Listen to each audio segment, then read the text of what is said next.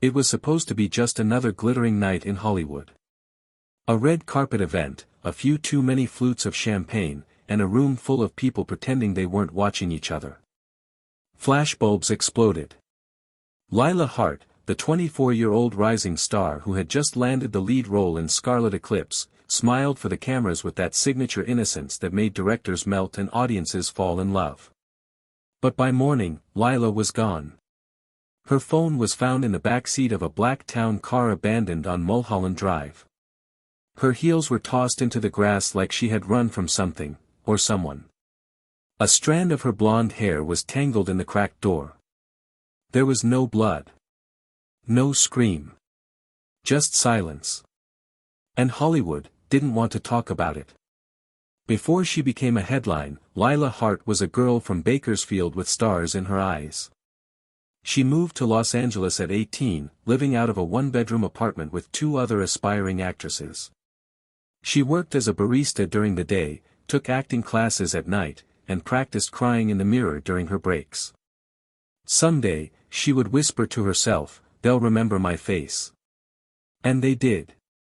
Her breakout role came at 21, in a gritty indie film called Ashes of July, where she played a drug-addicted teenager abandoned by her parents.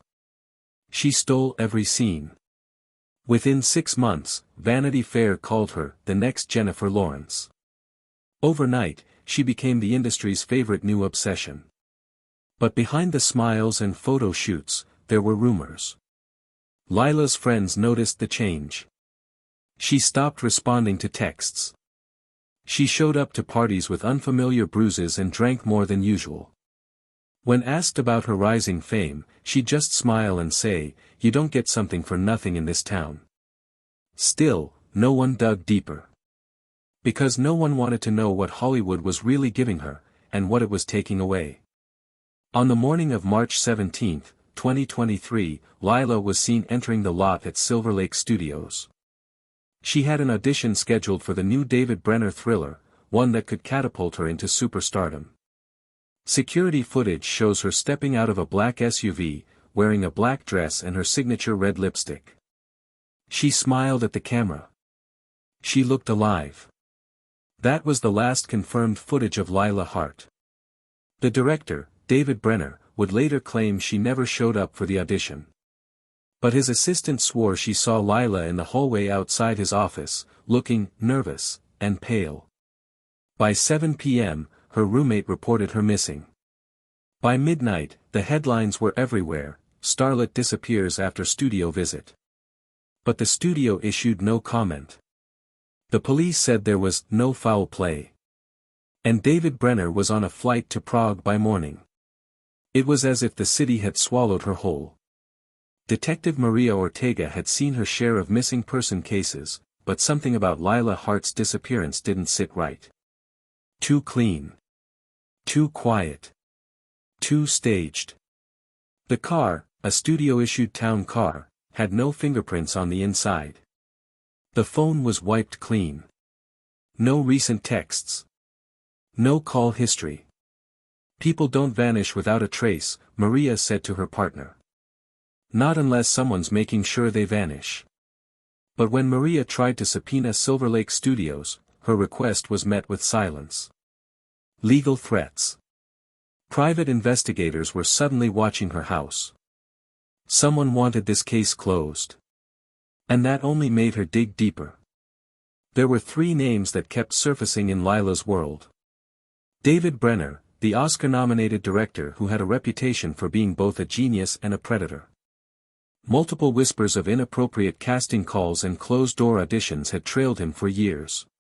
Emily Vega, Lila's co-star in Scarlet Eclipse. Jealous. Ambitious.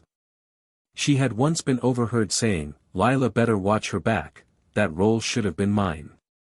Gavin Hart, no relation to Lila, but her former acting coach. A quiet man with a past. He was the last person Lila texted before she disappeared. The message simply read, "If anything happens to me, show them the tapes." Tapes. What tapes? Detective Ortega paid Gavin a visit. He was calm. Too calm. When she mentioned the message, he turned pale. Shaking, he led her to a small storage unit. Inside, stacked in dusty boxes, were dozens of mini DV tapes. Some labeled with names. Some not. On one of them, LH, Brenner audition. The tape was a nightmare. It showed Lila in a dimly lit studio room. David Brenner behind the camera. Her voice trembled. He asked her to take off her clothes. Said it was method work. Said all the stars did it. She hesitated. Then complied. The tape cut off suddenly, but the implication was clear. There were more tapes. Other actresses. Other names. Detective Ortega turned the evidence into her captain. 2 days later, the tapes were gone. The storage unit burned down. Gavin Hart disappeared. Hollywood wasn't just covering up a crime. It was protecting an industry. The autopsy report came out quietly. 3 months after Lila's disappearance, hikers found a shallow grave in Topanga Canyon. DNA confirmed it was her. Broken ribs. Blunt force trauma. Signs of sexual assault. The case was officially ruled a homicide. But no arrests were made. David Brenner remained abroad. Emily Vega landed a Netflix deal. Gavin Hart's body washed up on Venice Beach 2 weeks later. Suicide, they said. Detective Ortega was taken off the case. But she never stopped investigating. In a final letter, mailed anonymously to the LA Times, Ortega detailed everything. The tapes. The threats. The suspects. The cover-up. The story ran one morning. By noon, the article was gone. Taken down. Copyright infringement, the paper claimed. It's been over 2 years since Lila Hart vanished. The industry has moved on. New faces. New films. The same old secrets. But some still remember. And late at night, on certain forums, whispered across burner accounts and encrypted messages, the truth survives. There was a girl. She had a dream. And Hollywood killed her for it.